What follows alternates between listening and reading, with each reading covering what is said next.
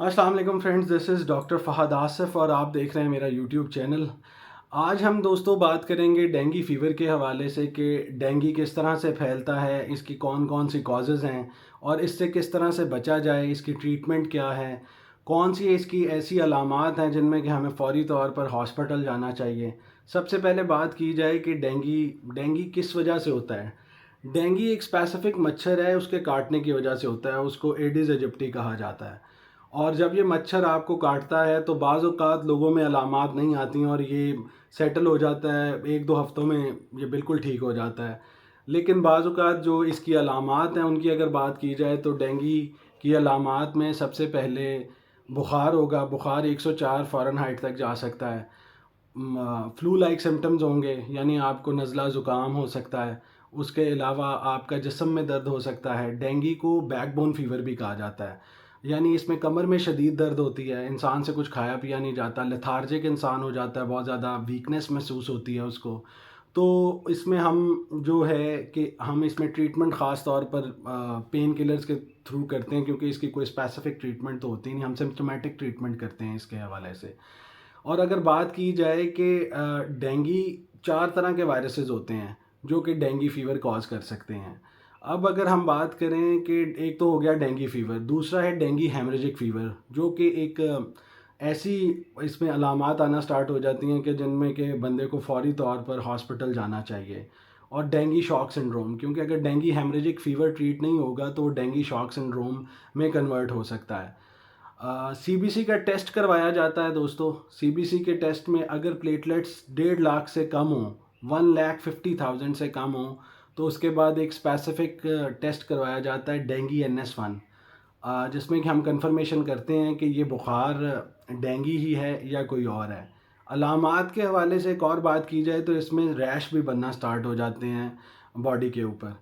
और उसके बाद जब 1,50,000 से कम होते हैं तो फिर हमें थोड़ा सा अवेयर होना चाहिए कि बुखार के साथ साथ हमारे अगर प्लेटलेट्स कम हो रहे हैं। अगर बात की जाए डेंगू हेमरेजिक फ़ीवर की, जब आपने डेंगू को बहुत ज़्यादा सीरियस लेना स्टार्ट कर देना है, क्योंकि डेंगू या तो अलामात नहीं आती हैं, बहुत सीवियर अलामात आती हैं जिसकी वजह से इंसान को बहुत ज़्यादा ख़तरात लाहक हो सकते हैं। 50,000 से कम अगर आपके प्लेटलेट्स आते हैं तो उसके बाद आपने फ़ौरी हॉस्पिटल जाना है। सीबीसी का टेस्ट इसमें हम डेली रिकमेंड करते हैं कि सीबीसी का टेस्ट डेली करवाया जाए। और इसके हवाले से अगर ब्लीडिंग स्टार्ट हो जाए, ब्लीडिंग कहाँ कहाँ से हो सकती है, ब्लीडिंग आपके गम से ब्लीडिंग स्टार्ट हो सकती है, आपके नोज़ में से ब्लीडिंग आना स्टार्ट हो सकती है, आपको अगर वॉमिटिंग स्टार्ट हुई है तो उसमें आपको ब्लीडिंग होती है, आप कोई यूरिन पास कर रहे हैं तो उसमें आपको ब्लीड नज़र आना शुरू हो जाता है, ब्लड नज़र आना शुरू हो जाता है। और बात की जाए तो इसमें हमें फ़ौरी तौर पर कौन कौन सी ऐसी मेडिसिन, हम पेन किलर एसिटामिनोफेन के साथ इसका, जिसको हम आमतौर पे पैनाडोल कहते हैं, उससे इसका इलाज स्टार्ट करते हैं। फ्लूइड डिहाइड्रेशन को हम अवॉइड करने के लिए हम डिफरेंट फ्लूइड्स यूज़ करते हैं। अगर आप बहुत ज़्यादा फ्लूइड पिएँ तो उसका बहुत ज़्यादा फ़ायदा होता है, यानी पानी बहुत ज़्यादा इस्तेमाल करें इसमें तो उसका फ़ायदा होगा आपको। और अगर इस डेंगू हेमरेजिक फ़ीवर जिसमें कि ब्लीडिंग आपको हो रही है, जिस्म से ब्लीडिंग स्टार्ट हो गई है, अगर हम उसको ट्रीट नहीं करेंगे तो आहिस्ता आहिस्ता ये डिफरेंट ऑर्गन्स जो कि हमारे हैं उनको इफ़ेक्ट करना स्टार्ट कर देता है।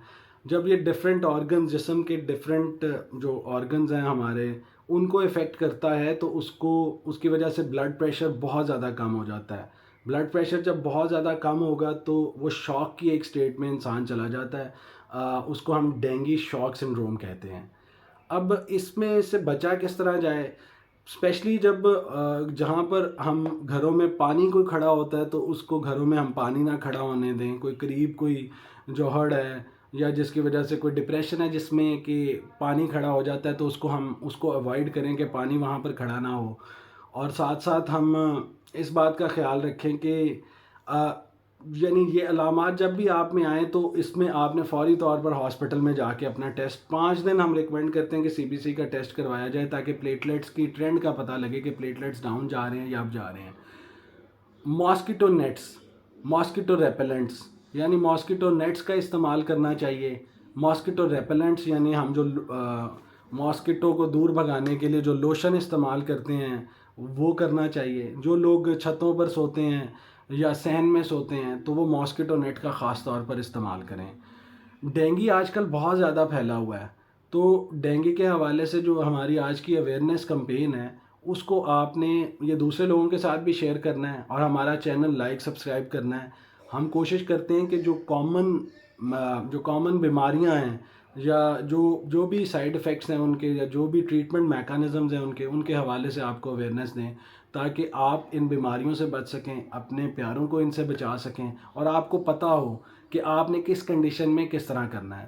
تو سمرائز اگر ہم کریں، ڈینگی فیور، ڈینگی ہیمریجک فیور اور ڈینگی شاک سنڈروم، اس کے ساتھ ساتھ جو پلیٹلیٹس کم ہوتے ہیں، اگر 1.5 لاکھ سے کم ہوں تو آپ نے فوری جا کے CBC کا ٹیسٹ کروانا ہے۔ اگر وہ 50,000 سے کم ہوں تو پھر آپ نے جا کے وہ دیکھنا ہے، فوری طور پر ایڈمیشن اپنا کروانا ہے کسی بھی ہاسپٹل میں۔ بلیڈنگ سٹارٹ ہو جائے تو کون سی میڈیسن ہم بتایا، سمپٹومیٹک ٹریٹمنٹ ہے، فلوئڈز دیں گے ہم، ایسیٹامینوفن دیں گے۔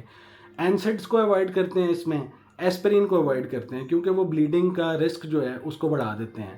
پلیٹلیٹس کیونکہ بلیڈنگ سے روکتے ہیں، تو پلیٹلیٹس کی تعداد کے حوالے سے CBC ٹیسٹ جو ہے وہ لازمی کرواتے رہنا چاہیے اس میں۔ Hope so you like the message. This is Dr. Fahad Asif signing out. Please do subscribe my channel and like my channel. Allah Hafiz.